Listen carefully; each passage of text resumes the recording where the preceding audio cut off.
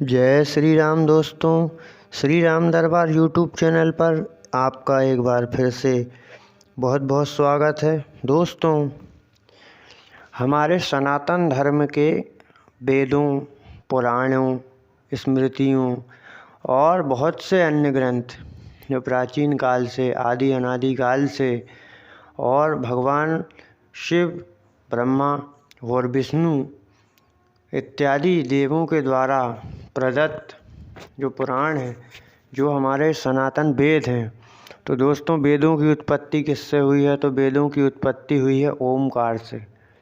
वेद प्रमुख रूप से ब्रह्मवाणी है और वेदों के बाद ही वेदों को अध्ययन करने के बाद वेदों का अध्ययन करने के बाद फिर पुराणों का जो है वेदव्यास जी के द्वारा पुराण लिखे गए।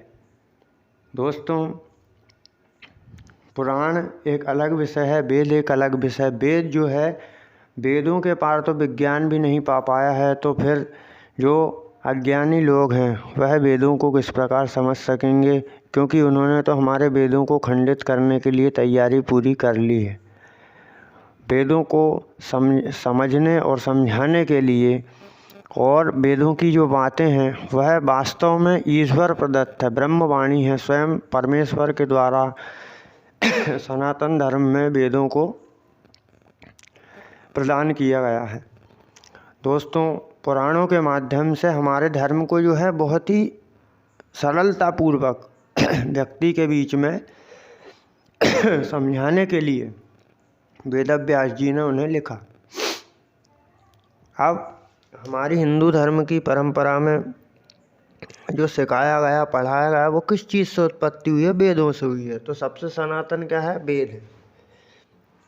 हमारी जो सनातन धर्म की परंपरा है, जो सनातन धर्म की शुरुआत है, वही वेदों से हुई है। तो वेद उसमें क्या हो गए? प्रमुख। इसके बाद अगर हमको अपने धर्म को और अच्छे से समझना है तो पुराण है। मनुस्मृति को जो है कई आक्रांताओं के द्वारा, कई जो आक्रांता हमारे देश में आए हैं उनके द्वारा उसमें काट छाँट कर दी गई, उसमें बहुत सारे परिवर्तन कर दिए गए, उसे जला दिया गया, उसे फाड़ दिया गया। लेकिन अगर मनुस्मृति की हम बात करें तो मनुस्मृति में एक मनुष्य को अपना जीवन कैसे जीना चाहिए, इस बात को जो है उसमें बहुत ही सरलतापूर्वक समझाया गया था। लेकिन बहुत ही खेद और का विषय है कि उसमें इतनी सारी परिवर्तन कर दिए गए कि आज मनुस्मृति को लोग कहते हैं फाड़ दिया गया। और सबसे मेन चीज़, आज हम बात करते हैं कि लोग, सनातन धर्म के लोग जो है, अपने जो निम्न वर्ग के लोग हैं जिन्हें हम शूद्र कहते हैं, उनसे घृणा करते हैं। तो बहुत ही कितनी गंदी सी सोच है, समझ लीजिए आप। सनातन धर्म किसी के प्रति घृणा नहीं करता है। अगर घृणा करता तो वाल्मीकि जी भी एक शूद्र समाज से थे, लेकिन वाल्मीकि ने जब रामायण लिखी तो आज भी उनकी रामायण जो है हम लोगों के बीच में सर्वमान्य है।